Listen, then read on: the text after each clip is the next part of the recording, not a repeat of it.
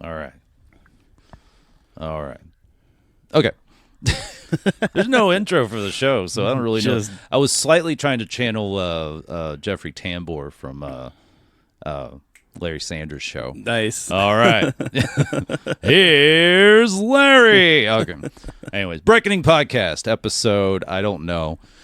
You take a year and a half off from anything, you kind of lose track. I don't number them anyways. I just think of quirky little titles. Yeah, I think that's the best way to do it. We could do that. The part 2 will be something there because you're the first repeat guest, Mr. Joe Tacke. I'm honored. Audio engineer, bass player, father as well, husband, but more importantly, audio engineer here at Cloudland Studios on location, which this podcast always sunny, is. Sunny Cloudland. Oh, yeah. Hey, today was. Yeah. After fucking 5-6 inches of rain yesterday. That was crazy. I got home from the studio last night, and there was 6 of my neighbors' trash cans all shoved against Amanda's car. When my girlfriend got home, she goes, "Did you put up because our trash night's Tuesday night?" And she's like, "Did you put up the trash and recycling bins?" I go, "Oh yeah, they're next to the house." She goes, "Okay, good," because she was driving home. There's so many. I'm like, yeah, that's I try to do that anyway. It's not the best at it, but I'm like, I got home from work. I'm like, it's gonna rain. Also, I'm not gonna have the willpower to do this later on. So exactly. And those things are they're heavy, but as much rain, the currents will sweep them bitches away. Yeah. It was like a whole mess. So I got home, I was trying to sort out. I'm like, well, I think this one belongs to this neighbor. I think this one belongs to this neighbor. One guy came and knocked on our door. I'm like, "What's up?" And he was like, he spoke no English, but he was like, "Is this yours?" I'm like, No, mine. I don't know Spanish for side of the house, or I'm like, no, I'm good, but thanks though. Good, it's good looking out. Appreciate it. There was a big one a couple years ago where somebody's trash can, like an extra trash can and extra recycle bin, ended up in front of our house, and nobody claimed them. So for like a year, we just had 2 trash cans and 2 recycle bins. It was fantastic. You're like, that one's full. I'll just fill up the next one. I'll take them both out. Exactly. It was great. I'm not breaking a single box down. All right, enough about garbage. Let's talk about something that's not garbage. This Cloudland Studios, which we're here in. We're here off kind of off Main Street. I rarely drive this far down Main Street because I'm also just in the bars around there. Nobody should. But driving, it's beautifully ominous to drive down Main Street and be between the two silo, those big granaries. Granaries, yeah. What? Okay, granary. Okay, that explain. That's so sexy of a thing. I'm pretty sure they're tearing one, if not both of them down. Aw. Well, it's like they seem maybe not in use. Maybe no, they're like decades out of use. Okay. But what happens is, once a year, maybe some teenager climbs up in there and falls through a hole and dies. Without exaggeration, once a year. Wow. So it's that's a bummer. But I don't know if you noticed, there's this giant graffiti tag on the outside of one of them that must be every bit of 30 feet tall, starting 40 feet up in the air. And I just want to know how they did it. It's got to be 30 feet by 30 feet. Even the hard to reach places on overpasses still astound me. I'm just like, it had to be 4 a.m. or something. Yeah.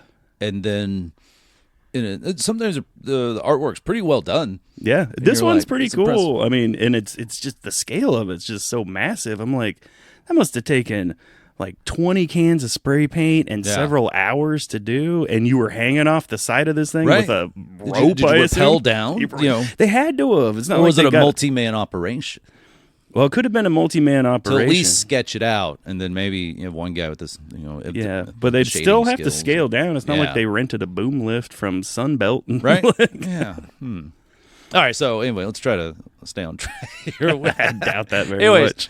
We're in Cloudland. How long have you ran this place? So I've been working out of here for, I want to say 8 years, and then I bought it from Dreamy Life Records 4 years ago in January. Okay. Or maybe it's 5 years ago in January. What's funny is you sent me the address, but when I, instead of just going and clicking the address again, I went and looked it up, and the address it says Cloudland Recording, Dreamy Life, and the address is 1002. Yeah, Cicada, formerly made of Southside. I was just like, I know. That's not right, but I was like, oh wait, but there was the record store was in there. Yeah, exactly. Which I totally forgot about. And so I don't publish the address, which doesn't help because you don't need to though. And half the time I get bands, like new bands coming in for the first time. Kind of a sitch. Exactly. Well, and I've got I don't know.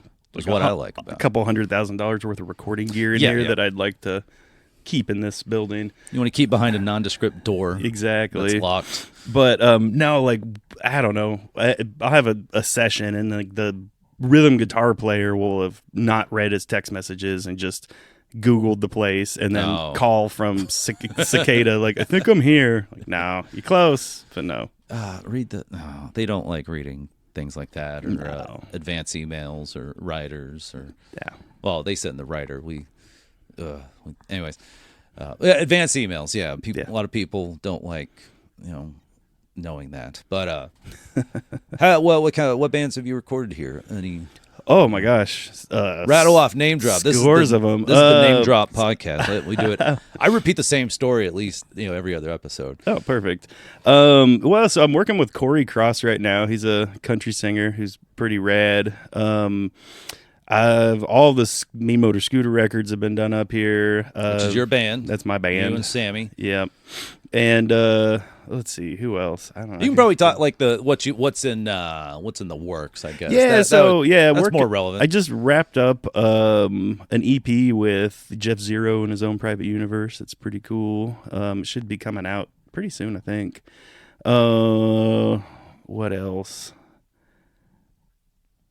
I don't know. Oh, okay. A bunch of, That's fine. I could pull up. It's a recording studio. Yeah. If you're listening to this and you need something recorded, band wise or audio books, sure. Have you done anything like not band here? That's maybe something weird. We've shot a lot of like video stuff up here, like some live recordings. Some live recordings, but also some like documentary stuff, like just sit downs. With the guests and stuff. Yeah, not in this room. We're in I'm calling it master control, but also in the actual either one. I just totally it just came to my mind. That's where you're just like documentary, like back in '73 we're on the road. Yeah, between, I'm working in Tennessee. I'm working on a documentary for this band, the Fort Worth Cats, that were like a big new wave band in Fort Worth. Not just a barely minor league baseball. No, team. Not just the not ready for primetime baseball team. No, they were a new wave band, and they were pretty big at the time. But anyway, I'm working on a documentary about them. Okay. So they're one of their guitar players. We did his sit down interview sitting in this room in front of the board, and that's all. It just comes to me. I'm like, anytime you're watching VH1 and seeing something very informative, this is where it's at. Pretty much, yeah. Whether they work there or not. Yeah, somebody rented that space for the day. Or just breaks in and be like, this is good. This will legitimize the whole operation. Exactly. So, Mean Motor Scooter, you're, let's see, what would you call it, like surf punk band? Yeah. Y'all just won an award. Saw that. Best that for? Punks. Most punks. Best and most. Yeah. The best, most punk band. Punkiest band in Fort Worth. By Fort Worth Weekly. Yeah. Who I think, I'm not sure if, I've won awards from them before. I only talk to award winners on this podcast. Well, that's good. Look, I got all my awards. Oh, there you go. I just got a stupid plaque. I just got a plaque for my Laugh Your Mask Off shows, but I didn't get a little panther head. Yeah, we got some hardware. I got a Karen email to send now. I want a retroactive panther head. I've got one you can have. Oh no, I'm good. Okay. I want original. I want something. I want one that I earned. Well, you earned it. They just didn't give it to you. We'll just have to peel somebody else's name off of it and put yours on there, but we can make it work. Take it to a trophy store. Yeah. Be like, I want to correct the record on this bitch. This is much better than the last time we recorded. I think we did that like on the porch of my garage. No, it was in that other building behind your garage. Oh, yeah. Which I realized, damn, we should have had it here in an actual recording studio. Yeah. The audio wasn't the best. Yeah, I'm not sure why we did it that way. It was fine. I think it was also like, hey, I'm next door. Are you free? You have a baby in the house, too. And that was just like, let's just... That was probably part of it, Let's get over here. This is a lot better. Yeah. Stretch out. Roll a joint. Oh, yeah. That's one thing. When my buddies when I found that out about rehearsal studios and recording studios, I'm just like, oh, this is where you can also party. And it's not like someone's house. It is somewhere where you got to be responsible, or the person that owns it is kind of like, don't steal or break shit. Yeah. But it's just like, oh yeah, you can drink and smoke here too. That's pretty sweet. Yeah. And I was like, oh, this is why people get into music. It's not just It's the only reason. I want to get paid millions of dollars. Nah, which is, and I mean, not that you pretty gotta easy to do. But get your art out there or you'll die. It's for the party. And my art is talking for some reason, and we'll see if it eventually pays off. But according to the IRS, it was I've ran a failed comedy business for many years. Not the last couple of years, because I really just couldn't even forge enough of those documents. So it's no longer a going concern, is what. Well, especially when you make a public declaration, and I'm like, I'm pumping the brakes on the whole comedy thing for a little bit. And it's just like, it doesn't feel right. So you do that every like 2 or 3 years just to keep the IRS off for your a while back? Because especially producing shows. So really going in hot. Producing a lot of shows, doing stand-up comedy, and it was a functioning business, right? Yeah, and I could, if anybody wanted to come audit me, I'm basically, broadcasting right now how the IRS can track me down. Come at me, bro. But I'm like, hey, I have it the last 2 years. No, but it's like, hey, here's all the shows. If you want to go talk to people at this venue and talk to these people at these clubs, I'm spending a lot more than I'm making, but here's the receipts, as the kids say. But this year for 2024, I'm not putting that on there because it was a pretty low key year. Yeah, I think this is the first year I've got to actually file taxes on the business here. Don't say that. I can't. I don't edit this thing. I can't. Oh, that's okay. At some point, I want someone to say something like, "Oh shit, can we take that out?" And I'll be like, "Oh yeah." Absolutely. Would that I could. I know how to press pause, and I know how to start recording again. So I could learn maybe something like that, but that would require learning it, and I'm too busy to take on special effects projects like that. Just say, just kidding, and then it wipes it all away. Oh, yeah. Yeah. I still can barely remember. Remind me at the end of this, like after every podcast, I want to like take a picture.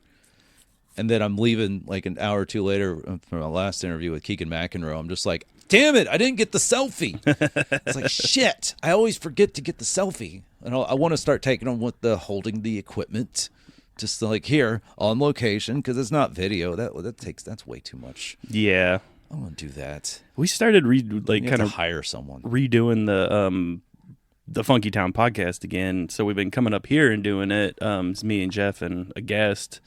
And there's a great spot. We kicked around the idea of video, but it feels like one more thing to deal with. Unless someone already knows it, and wants to do it, and exactly. And then they know eventually they might make money. They'll be the first person to make money because it's just like I'm a part of the podcast and I video edit all the shit. Yeah, it'd be hard pressed to be like, I guess you should get the first dime that comes through. Right.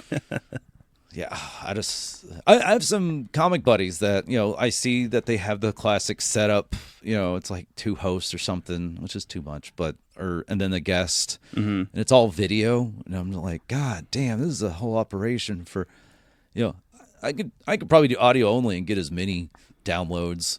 Yeah, probably. And then someone could listen to it while they're walking or something, but I don't want to walk and watch a video at the same time. No, I listen to it just a epic amount of podcasts, and it's always while doing something else. Yeah, so that's where you can just to me, it's just wild that it's a concept. But then I start thinking, I'm like, wait, I do that all the time. I was literally crushing cans today, listening to a podcast. Right. I go on walks, listening to a podcast. I'm like, oh, I could do that, and I guess I do. Just the scheduling it all out, just sucks. It's a lot of work. I am jealous of the studio thing. I'm just like, damn, if I had a studio like the Jerry Jonestown guys. Oh yeah. I'm like, no, that's always fun. I like going there because it's like like a shed, but then you walk into the shed, you're like, oh, this is sweet. Well, especially looks like a recording studio. With theirs too, they can just Dustin just leaves it set up for the most part, so he just walks in and presses record. Now when we do the Funky Town podcast up here, I've got to put the table up and put the microphones up and all that stuff, which is do a check 1, 2, and you're just like, I already want to go home. yeah, yeah, exactly. But it doesn't, especially because it all fits in his wheelhouse of like working for the telecom industry and being a nerdy techie guy. It's just like, what's a few more computer towers and monitors and exactly. and I was like, no, I love that setup, but I can't do that. I like going into people's houses. It gives me an excuse, and it's not like oh hey, I dropped you off because you were too drunk at a bar, or it's like an intervention, something bad. And like, I want a very neutral but positive reason to go into people's houses, right? Or to be somewhere when the outside of hours of operation. Yeah, which exactly. is always nice to me. I do want to film like a late night podcast, like at a bar. Oh, that'd be fun. Like after 2 a.m. But goddamn, that's a lot of. And just have is that going to be over 4:30? Like have the drunk people come up and sit on the couch as a guest. Oh no, this is like after hours. And me talking Jesus to the Christ. bartender, bar owner. But I'm like, oh no, that'd be. I don't think they'd be into that either because they're like, I'm trying to get home. Yeah. Or no, like not the person working. Oh, okay. Maybe they're cleaning in the background or something, which would just be insult to injury. Hey, can you not play music when you wipe everything down and can you just hear them dumping ice in the background? Clinking those glasses. Trying to record a late night show, a late night show. You can clean tomorrow. You're opening tomorrow, right? You can clean tomorrow. All right, go home early. That's what I could have done at Mass when I was still around. Because I would love my old coupon job. It would end in the neighborhood, and sometimes I just skirt out early. I'm just like, oh fuck, it's 1:40, and go there and like they already had the door locked, but I'm just like, oh no, they had a show tonight. And I'm just like knocking or messaging Mark Randall. I'm just like, hey, it's me. Yeah, just let them know. And I go in. I'm just like, fuck yeah, we can smoke inside. It's always the best. I've spent a couple of post 2 a.m. hours up at Mass, and they just bring out the ashtray. Oh yeah. So I only leave the ones outside, but here's the 20, call them the 201 ashtrays, and I was just like, oh yeah, just like back in the day, yeah. But now you can't. I mean, smoking is bad, but I still do it, and I want to do it inside so many bars. I know. And did you finally give it up? I did. Yeah. I switched to this thing, which is not better. It's arguably worse because I can do it anywhere and I do it more. But I don't smell, so that counts for something. Yeah. I guess. I don't know. What's a bad habit? I should quit. You don't have weird smelling jackets in your house that make you think you have an electrical issue like I did today. No. Well, I do, but for different reasons. Oh, okay. But that's just something I wish I could do again. I probably shouldn't fixate as much as I can, but it's just it's like, you want me to go to your bar? It's like I want to. Also, when it's cold out, that's when it really. Yeah. So in a month or two, I'm gonna be like, I'm outside anyways. The weather's nice. I'm having a good time. Whatever. But when it's cold or just stupid hot, I'm just like, God, just let me fucking smoke a cigarette. There is something really pretty great about sitting at a very uncrowded bar at the bar stool, looking up at a TV and just fucking burning darts for a couple hours. Just one after the other, like, especially if watching, like, to me, like, one of my favorite things I used to be able to do, go to Sunshine in Arlington, just watch the Ranger game. Yeah. And just sitting there just like, all I gotta do is get up and pee. Yeah. That's all. Just put the napkin over my drink and I'll be right back. I don't even do that. I live life on the wild side. You've only been roofied 4 times? I don't. Well, that's how would you know? I don't know. It's like maybe I drank too much. Maybe that was it.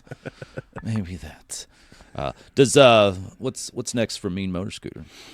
So we got a single we just recorded coming out. I will play it for you after this because I think you would actually quite enjoy it. So we just don't do a single release show. We're not. I see that. And I'm just like, guys, I know you want to bring out a crowd. Yeah, but an EP release show is, I think, honestly the lowest. Unless you're doing a physical release, I'm not real big on release shows anymore. Yeah, I guess we did we did 3 release shows for our last full length record, but you can do. I don't, I see nothing wrong with an album release show. It's like it's celebrating. Hey, we finished this album. We're going to play a show. We spent a year doing this thing. Yeah, And if you do it and go on tour. But yeah, no, we have a couple of shows coming up, but we're kind of pulling back from the shows and focusing more on just recording and putting stuff out there. The scene's changed, not for the worse. It's just changed, and so we're trying to adapt to the change. Oh yeah, it's you could I'll say it. It sucks, but yeah. Well, I mean, yeah, but there's some pockets of stuff that's like happening and new things that are kind of like bubbling up that seem cool. We're probably too old to be cool, but. Like what do you think? Well, I mean, there's just like what's the good changes? I mean, not good changes, but just like like you push down on one side of a lump, and then that lump comes up somewhere else. So the kids are finding a way. Like I record a bunch of young bands, like this band Labels, who are badass. This other band Paint Trail, they're great too, but they've got a scene going. Okay, there's some stuff happening. It's just not, what we're used to. It's not. Comic, I'll talk to him about like hardcore bands, and he'll go to the really DIY ones where I'm just like, Yeah, like this place is 15 years ago, I'm probably there, but I just don't care. I don't want to go to somewhere without a bar. Yeah, it's at a tire shop after hours. Yeah. And I'm like, you know what? There doesn't seem like that much adult supervision there. And even though you're all probably adults, plenty of people under 18, but also unless I'm at a show that just of a band that happens to draw a little young, I don't want to be around anybody, I don't want to be around teenagers. Nah. I don't have anything in common with them unless I'm like having to work a show that with some bands that draw really young, and they're just gonna like, get out of my, why are you sitting down? Get up. Your knees do not hurt. If they do, I hope it's from skateboarding, but you probably don't even do that. Yeah, I don't know. Speaking of, I drove by and I didn't realize that skate park was there. That's how little I don't drive around this part of town. We played the opening of that. I think I remember. Okay. Yeah. I thought I saw a post about that. Nice. It's the only show my 5-year-old daughter has ever seen me play. Oh, nice. Yeah. That's actually pretty cool. See, that's something. The opening of a skate park, that's something I'm there for. Yeah. That I obviously was not there for that. But if I knew more about it. Yeah, it was super fun. It was wild. We played like right on top of one of the ramps, so there's like people do skating. Totally, yeah. Right oh man, see that? Okay, that now cool. I'm pissed at myself for missing something cool like that because it was pretty fun. That's what you see fucking music videos of. Yeah, it felt like that Sum 41 music video. I think it's Sum 41 or something. Probably. Maybe, yeah. It just got copyrighted. Yeah. Oops. Now we've been relegated. There's going to be no audio to the rest of this. This is going to be an hour of just empty air. Capitol Records coming from my ass. But yeah, no, it was super fun playing that. There's people skating all around, and while we're up there playing, it was real surreal. Oh, that's pretty sweet. That's what this neighborhood, and so it's new. It's a new skate park. Maybe maximum of 2 years old. Okay, well, that's good though. That's skate park's always like, no one's complaining about the local skate park. No, it's been great, and that place stays packed. If the weather's even like, as long as it's not wet, lights are on. And that's where I was like, the lights are on, and I just saw like the park, and I'm like, oh, maybe it's just like a park that has. And I was just like, skate park, and I'm like, there are kids skating there, and it was well lit, and I was like, oh damn, okay, yeah, I'll see. I mean, like I'll drive past because it's I live a couple blocks from that, and so I'll drive past in the morning on my way to work, and there'll be 10 or 15 kids out there at 7:30 skating in the morning, and then drive home from work and there's like 50. So think about what could have been. Yeah. No, I don't know. I think I've been on a skateboard twice, fell on my ass 3 times. I kind of tried to learn how to skate in high school. Didn't take. Like I don't think I can even ollie. So eventually I just was like, okay, well, I've got a camera. I'll just film you guys doing it. Oh yeah, the skaters do need the film. Yeah, because it's like fishing. Videographer. How do you know it happened? Yeah, and then because how else you get the skate videos? Yeah. Which had the punk rock bands. I got really mad when skaters weren't wearing punk rock shirts anymore, and they probably didn't even listen to punk rock. I'm like, that's what was synonymous with it. it's like breakdancing and rap. Like that's what you did, or hip hop, I guess more so. But I'm like, what?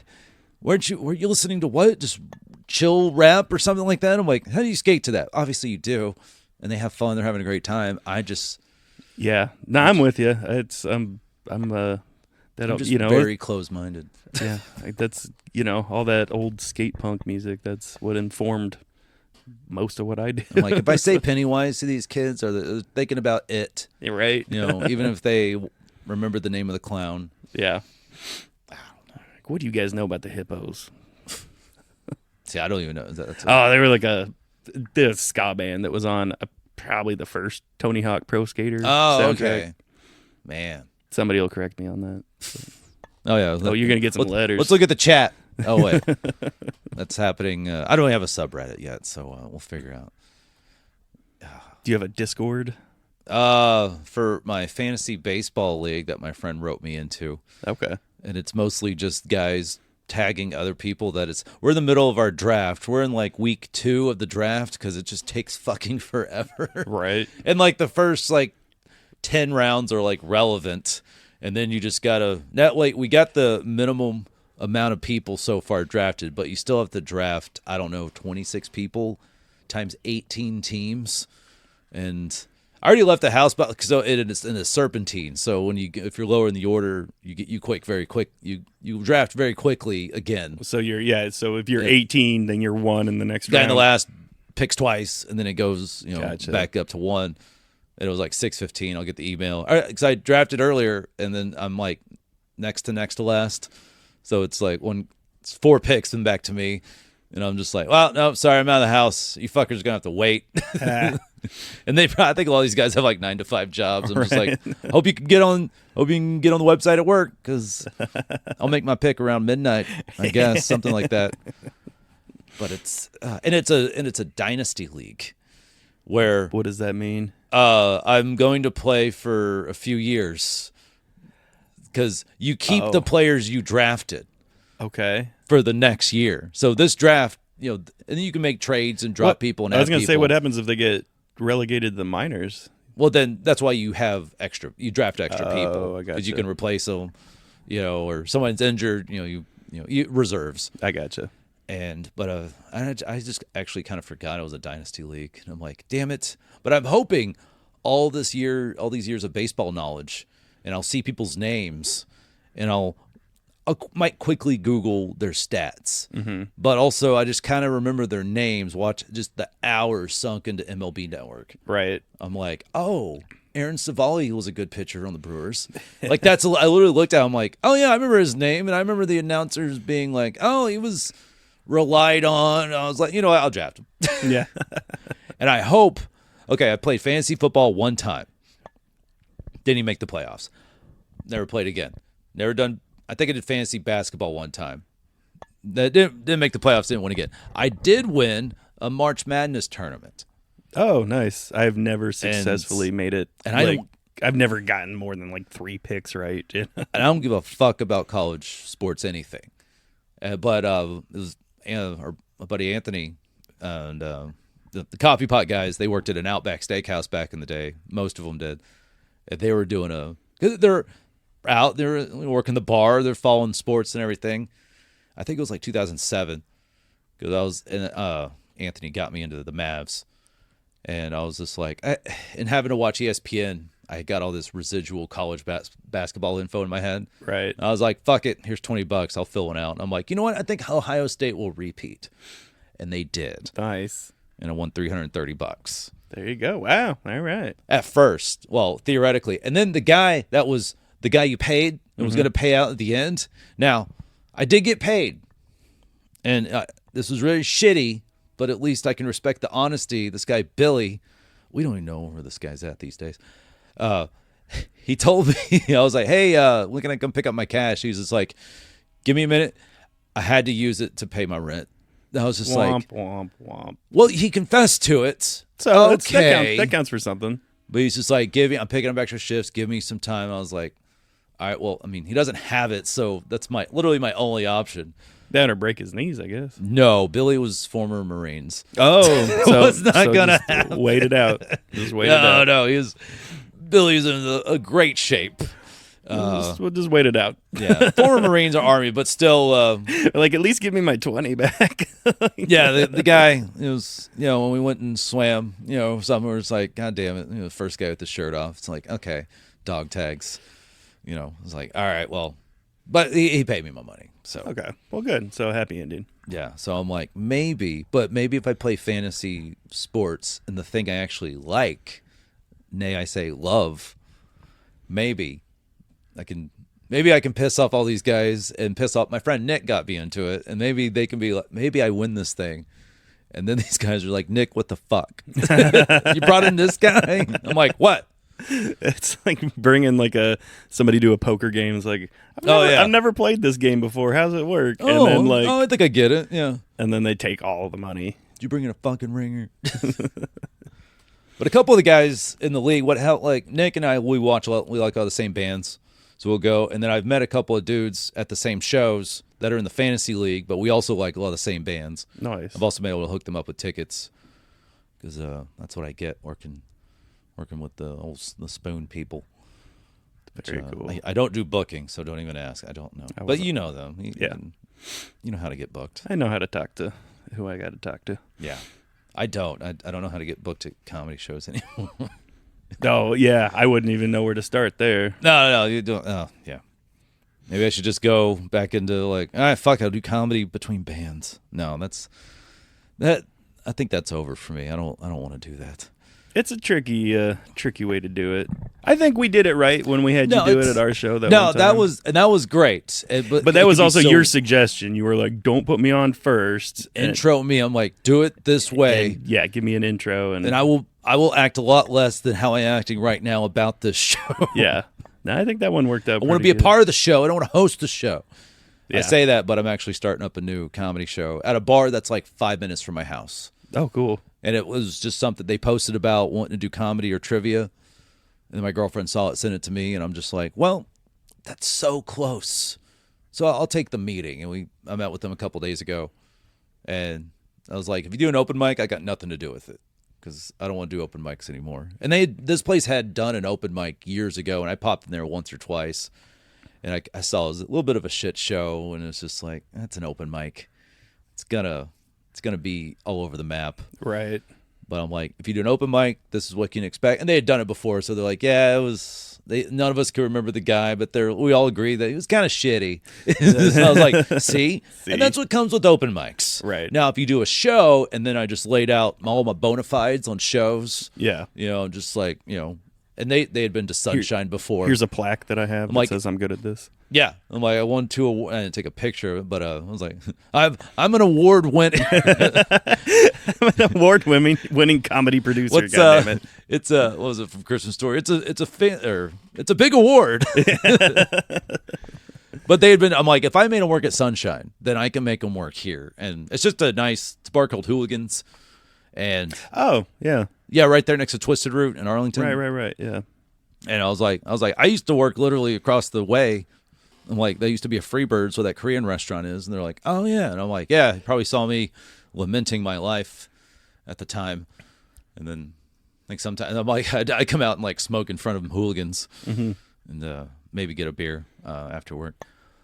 And then I kind of showed them like, this is where the comedy should be at. We'll just have to move some tables and chairs over there. Let's have the comics perform here and not next to the door. Because when they had the open mic there, it was like, yeah, let's have the stage, even though there's not really one. Let's have where the comics stand and talking to a microphone right in between the 2 entrances.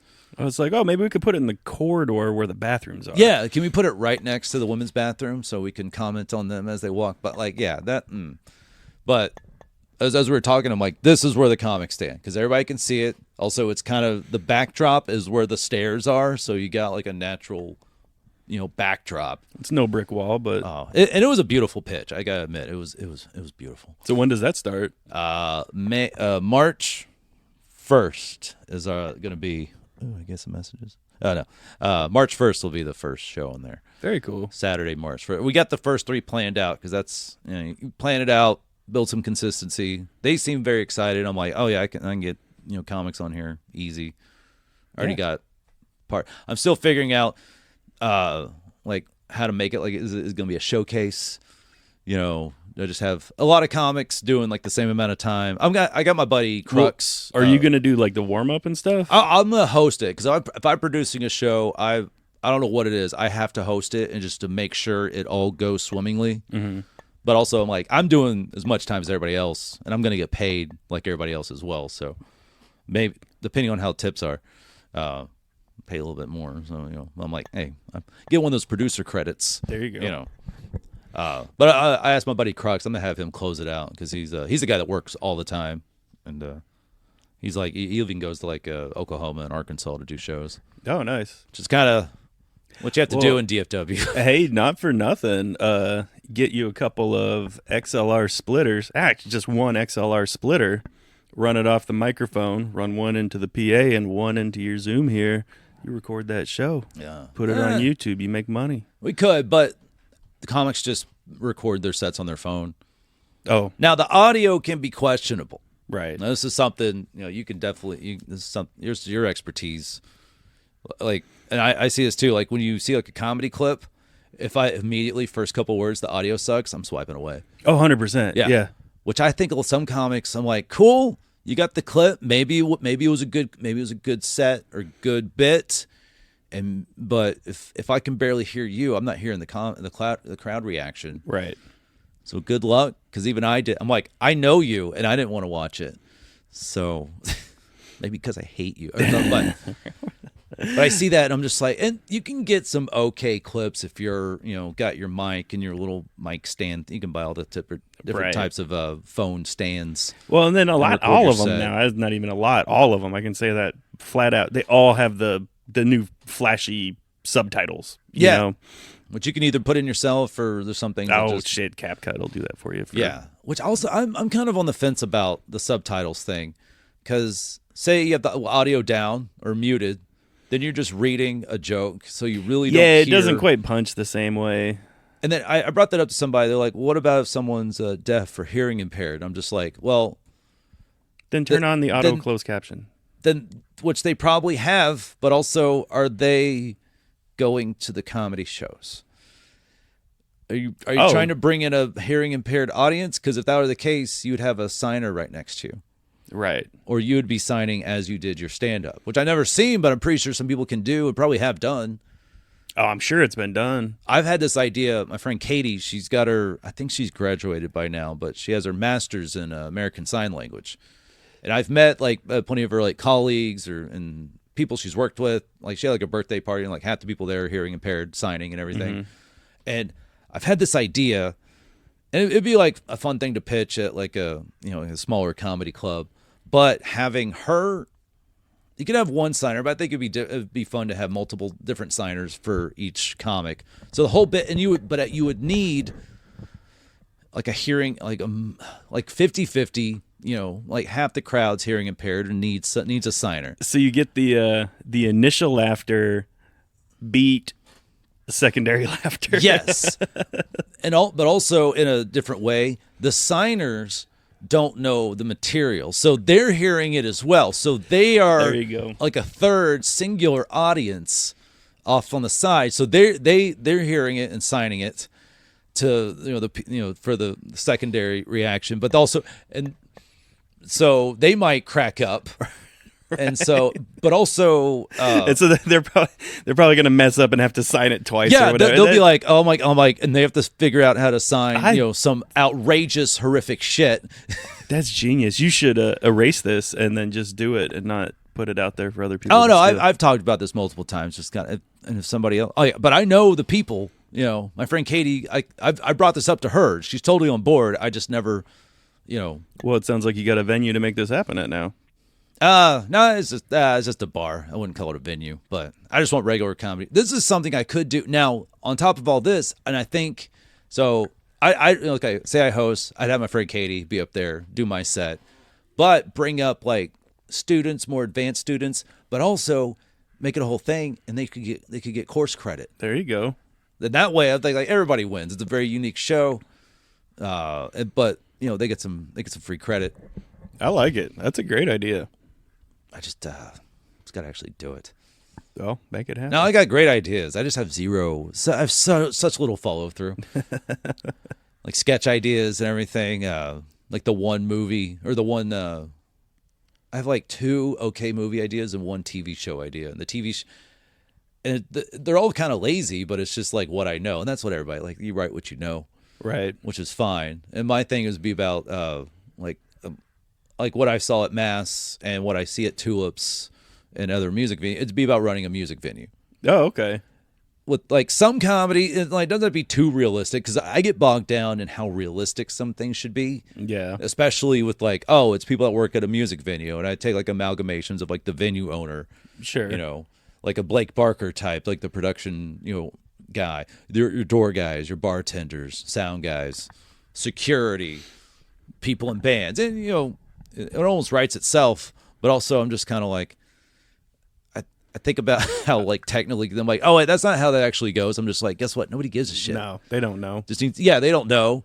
But because I always think about the people that do know watching it and complaining about it, like that's not accurate, right? Because I would be like that.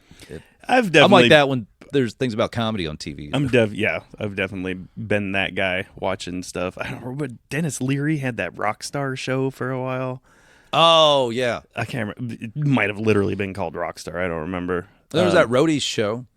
Yeah. But yeah, like watching those, I'm like, that's bullshit. But also, like, whatever. It's TV. Doesn't matter. My, who was I talking to? I was talking to a medical professional. Oh, I was talking to my vet. Because we have 5 fucking cats and medical professional. Which, yes, they are. Yes, they are. But it's just that. Well, I was thinking, I'm like, it wasn't my doctor. It wasn't my dentist. Okay, yeah. They were wearing scrubs. And she likes to talk. This is the one thing I like about her. She likes to talk, but she gets very technical in what she says. And then at the end, I have to be like, can you put that in normal human English? Because I'm like, cool. This is her thought process on what she thinks this could be. Why it's not this. Why it's not that. And I like that. That's how she's thinking. But anyways, she said she'll never watch Marley and Me. Oh, I won't again. I won't either. Well, I don't want to watch this because I know it's sad at the end. That's reasoning. Why I won't rewatch Milo and Otis, even though that ends well. But I'm like, I don't want to see Pet sad. Yeah. And Homeward Bound, I'm like, I know it ends well, but I don't want to see it because I don't. Which also one of those two killed like so many animals. Yeah, I don't even want to think about that. But so in Marley and Me, spoiler alert, I haven't seen it. I didn't give a shit. But she was like, the operation the dog needed. She's like, I just did that over the weekend. Like, she's like, it was like a dog's stomach like twisted. She's like, I did that, but it did that. It's like, but actually the stomach twisted again, and then like came up here. She's like, I slept up here, and I was like, damn, like talking is like, I do that operation all the time, and that she's like the veterinarian, and that makes my profession look bad.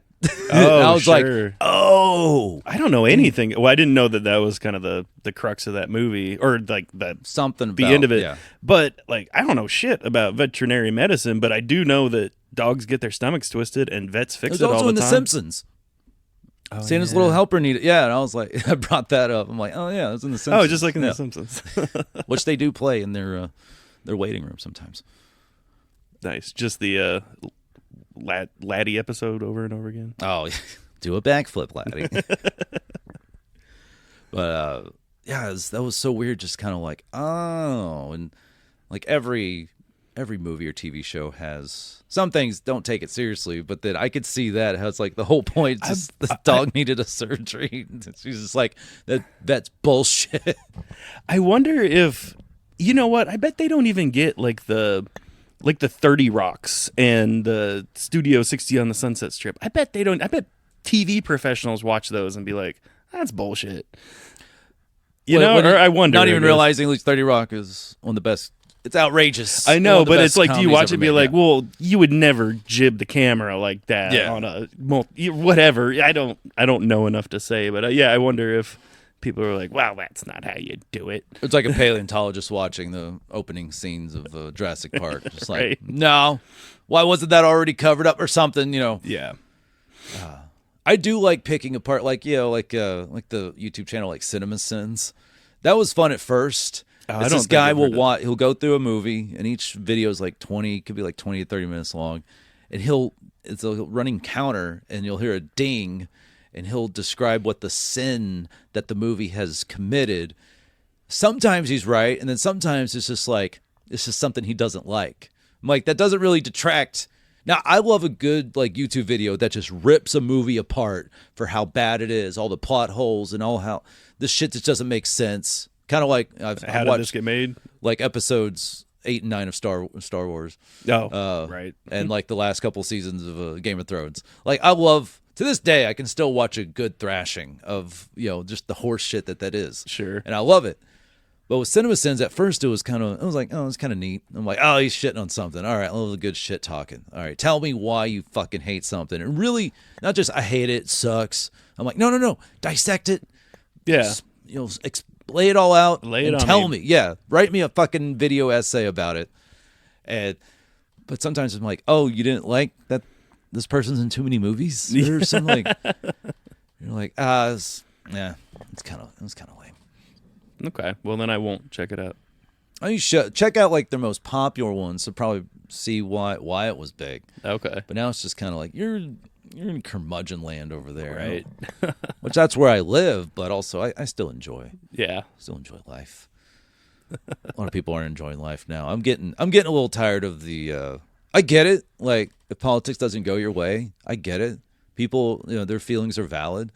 But the nihilism I see online now is getting a little tiresome. I've had to take a step back and just like I can't do 4 more years of everybody acting like the sky is falling, and then or half the people acting like the sky is falling, and then the other half just like teabagging them. Yeah, like I'm not here for it. I'm old and tired, and I got shit to do. I know, and when you're not looking at life that way, or as on social media and the posts and everything, I'm like, if you actually stay off of it, also don't watch and I'm talking about don't watch news clips, don't watch reels, don't the Instagrams and TikToks of the news clips as well. I know this shit's important, but also like, hey, you have a job to do, bands to record, shows to play. Yeah. And it just gets kind of like, how do you exist like this? That's where it seems exhausting. Like, I mean, don't get me wrong. I'm not, super stoked about where we are, quite the opposite. But like, I can't just every time I open up Facebook, there's like 15 new micro things that, he said or did or whatever. Just like, yeah, man. Yeah, but we already had 4 years of this. Like, how is this anything surprising? And what can we possibly do about it? We did the only thing we could do about it, and it didn't come out in our favor. So all you can really do is press people, just kind of like, oh, did you go and like try to get people to vote and everything? Everyone's like, no. It's just like, well, you didn't do it. You can always tell people you didn't do enough. Yeah. If you, oh, did you just sit on this bar patio and bitch and complain and not go out and canvas? Did you volunteer? Why? I shared all those memes. I stayed safely in my bubble and talked and got perfect echoes back to me about my, ideas and beliefs. I'm just like, yeah, but, and it's because people, they think the independent voter's so stupid that I'm like, no, if you exist in reality, you realize it's like a third and a third and a third. Yeah. And everybody fights for the middle independent voter, and that's what you have to do. Yeah. But they won't do anything because they're nihilistic and lazy, that they're kind of be like, well, if you're an independent voter this close to the election, or no, it's what they're basically saying. If you're not voting Democrat for the rest of your life forever, then I don't want anything to do with you. I'm just like, well, that's why you will lose. Yeah, 100%. You can't just be like, well, you don't know who you're voting for right now. That's stupid. Well, okay, you just called me stupid, so I'm kind of leaning towards the other guy. Yeah, like, and you can repel people to vote, like, in a spite vote. Yeah. Or if you don't think that, and this is one thing I try, when I engage people like this, I'm like, I'm neutral in this. I'm just trying to, I'm like a consultant. I don't tell them that, but I approach it like I'm a consultant telling them what they did wrong. But they don't want to hear it because it's hard to do that because I'm like their friend. Right. I'm like, you're complaining. This is why you lost. But you don't want to hear why you lost and how to fix it and how to get better. And That's why you might lose a lot of elections coming up. I mean, we'll see. I mean, you just never know. Yeah. Who knows? Because it was Trump, Biden, Trump, whatever.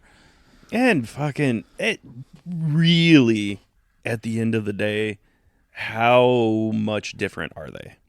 This is what I had to yell at someone we know. I won't bring up his name, but it was very close after the election. And Shout out to Ian. And he was just like, I'm gonna leave the country. Like, me and my wife are gonna move. And I was just like, all right, so you didn't move the first time. And I can see how you'd be like, well, it's now he's gonna do the things you couldn't do the first time. Okay, you can have that argument. I got it. But I'm like, so because Trump won again, but you were okay. You didn't move when we got a second term of Abbott. Right. So I'm like, so you've been okay with Abbott, which I know you hate, but because Trump got in a second time, that's what pushed you over the edge. When I'm like, Abbott's policies direct us more than Trump's, and that's where I just try to poke out the fat obvious. And my friend he was drunk at the time, but also that's when you can really stranglehold them on their lack of logic and sure, yeah, really hopefully mentally swirly them a couple of times. Just like, you're not moving.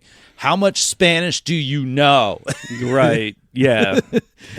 You're never get a visa for Canada. No, and his first thing was like, oh, Mexico. I'm like, no, they don't want to move to Canada where they'll get their universal health care that they want. No, they're like, Mexico? I'm just like even if you move to like a, one of the stable parts, it's still going to be hard to get along. Yeah. Also, if you have a kid that's like in year one of college, like, I don't. And I was just like, you know what? I'm fed up with this. I was just like, dude, you're not moving. Shut up. Also, Abbott didn't make you move, but he's your governor. Also, you live in Tarrant County, and and it's just like, it's so the reaction's so emotional. I'm just like, I don't mind if your reactions are more like level-headed. Then I'm like, all right, you're a serious person. I can engage with you. But when you're drunk and you're pulling out platitudes and I'm not drunk and I hear that, I'd just be like, all right, I'm fucking done, man. Yeah. I'm not done as in I'm not walking away. I'm done as in this is bullshit. Yeah. Swirly time. If only he had hair to swirl. I'll tell you after we're done. Okay. Right. No, we both love him. He's a good guy. But I was just like, nah, you're drunk. You're not making any sense. I ain't doing this right now. That's funny. But yeah, I got some comedian friends. I'm just like, good God, what is it like being at home with you? Exhausting. What is it like hanging out next to you? It's one thing. DFW comedy does have its plenty of shitheads around there, but at least that's what they are. And the cool thing about DFW comedy, you're not overburdened by a lot of political talk and like. Well, yeah, I mean, not if the comic's halfway smart. But a lot of like political comedy, like in Austin, or L.A. or something like that. We're not having Well, but think about it. I mean, DFW is purple-ish, but that's still like you run the risk of alienating half your audience, and is that the hill you want to die on? I mean, and you can kind of play into. I was doing a show in Austin one time, and one of the hosts, she mentioned she not spelling it out, not saying what it was, just using the acronym. She's like, "Oh, and the DSA." I know what that means. She meant the Democratic Socialists of America, but didn't say it because she just assumed, and she rightfully probably could assume everybody in that crowd knew what she was talking about. But I'm just like, this is. I understand doing like a micro niche kind of a reference or anything, but I'm like, all right, well, you wrote a joke that can only play to this specific crowd. Right. And I get it. I've done jokes about a merch table, but if I work hard enough, I can talk about a merch table at a comedy club because everybody knows what a merch table is. Right. And if I'm being the asshole at the merch table holding up the line, I can make it a comedic Yeah, well, that's a common comedic scenario frame of reference, sure, but yeah, you can't go up there and tell jokes about Sheila from HR that are hyper specific about the way she walks to her desk. I try to, and there's some things. I guess you could, if you did it right. I tried a joke idea where I realized, and I talked to the bartender at the club. It was people that just have like they can like sniff. But it sounds like, and I was like, it sounds like they have a car engine inside their nasal cavity. Sure. And I'm like, some people they can do that constantly. Maybe they're sick or not. Maybe I don't know what a deviated septum is. Maybe it's something to do with that. But if you're around it enough, it really fucking annoys the shit out of me. And I'm just sitting there and just like, oh, what are these? Who are these people? Yeah. And I'm like, oh, comedy material. And I tried it, and I'm like, I don't think anybody knew what I was talking about. I'm just like, oh, it annoys me way more than it does you. Right. Oh, okay. I'm just like, well, thank God that's what open mics are for. And thank God I didn't think I had like a 5-minute bit here. I was just like, oh, okay, never mind. That's a one and doneer. Yeah. No, I don't need it. I'll just hopefully not hear those people. But maybe some of those people will hear and be like, oh, that's what he was talking about. There's nothing I can do about it, but I know what he's talking about. I'll just go back talking about my friend's dicks. 'Cause that's always good material. Well, that's safe territory. It is. Anyways, we gone. All right. We're 55 minutes in. We can wrap up on something more relevant if you want. Sure. Yeah, what do you want to wrap up on? I got nothing to promote. We got a single coming out February 28th. What's the name of the song? Brainbow. Brainbow. Yeah. Oh, so close to Brian. So close to Brian Bow. I just thought of that. Oh, so close. The double B's. What's the song about? Dive into the mythos. It's about a stand-up comedian. Oh enough. Shit! Yeah. All right. Let's fucking get it. But yeah, coming out February 28th. Does Sammy write the lyrics? Yeah. Okay. So who's on drums? Mike Serdell is playing drums for us. He was our drummer in Uncle Toasty. Okay. Yeah, so he's playing drums for us. He's been great, man. Y'all have keys still, or just no? We're just a 3-piece. Switch back to a 3-piece. Okay. It's been great. It's really kind of got us back to what works best about the band. Okay. So, yeah. Nice. Yeah. So it's been cool. And what's the next show? There's one in February at the Boiled Owl. Oh, the old BO. The old BO. There's one time I said if this was a gay bar, you could call it the Oiled Bowel. All right. Right. I did that at the Boiled Owl. February 21st at the Boiled Owl. We're playing with Fanamello and another band whose name I can't remember. It's all good. They'll know. Yeah. They know. Well, I don't feel so bad because this band is touring and it must be their first tour.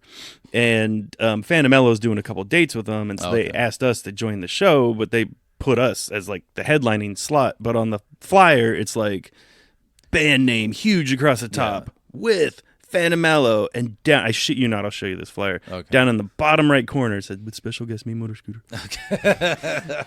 I'm like, you know what? I'm too old to give a shit about that kind of stuff, but like, bad form, man. Just shove us in the corner and we'll play. Yeah. I love the Boiled Owl, but it's such a weird spot for. Although I went there a couple months ago to see. It was mostly I forget the band, but they're doing a acoustic Alice in Chains cover. Rend a Light. It was a lot of those guys, right? Yeah. I'm trying to remember what they call themselves. And it was. I think I watched like 2/3 of it. It was awesome. Yeah, it's Matt Mabe and Nick Tittle. Okay. I should remember the name of it, but I just can't. It's clever Alice in Chains. But it's definitely for something like that where, it was like a sit down, because it was like Alice in Chains Unplugged, which is like, sit down, everybody sit down, enjoy it.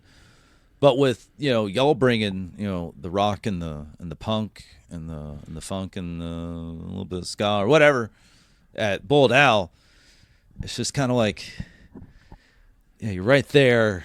Man, maybe if they move some tables and chairs away so people could just stand. Because that's one thing that kind of sucks is, because especially if you want to go out to the patio, just move a lot of those tables and chairs, create like a general admission, standing room kind of pit area. We've had some like amazing shows there. We played our 10th anniversary there for on New Year's Eve this year.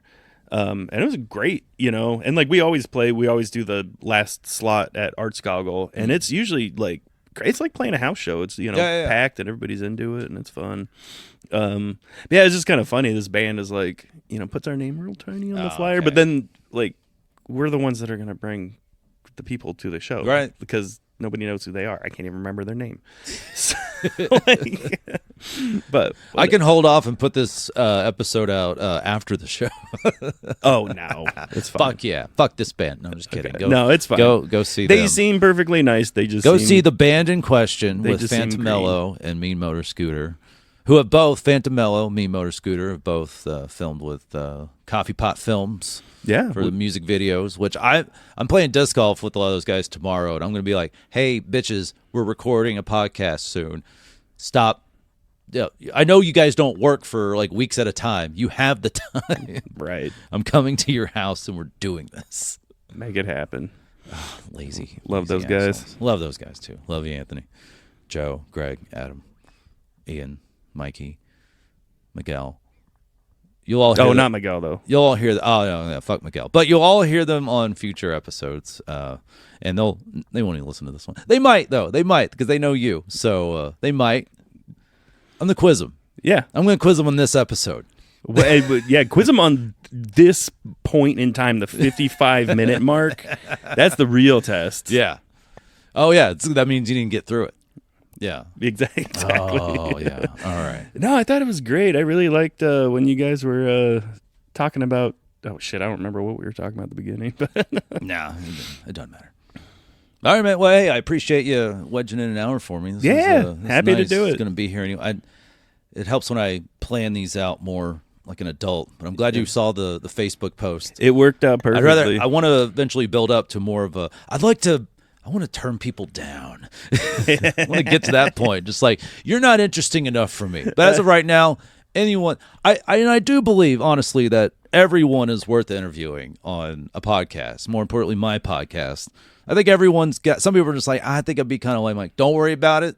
I'll yap, and you'll chime in on things. We'll find things to talk about, even if you don't think you're worth, I'm like, stop thinking about yourself like that. Or, like, we'll make it work, and next thing you know, 2 hours fly by. Exactly. And I think everybody, I'm not going to like pull off random people on the street yet. I'm not that desperate. I know plenty of people, but we'll get to that point.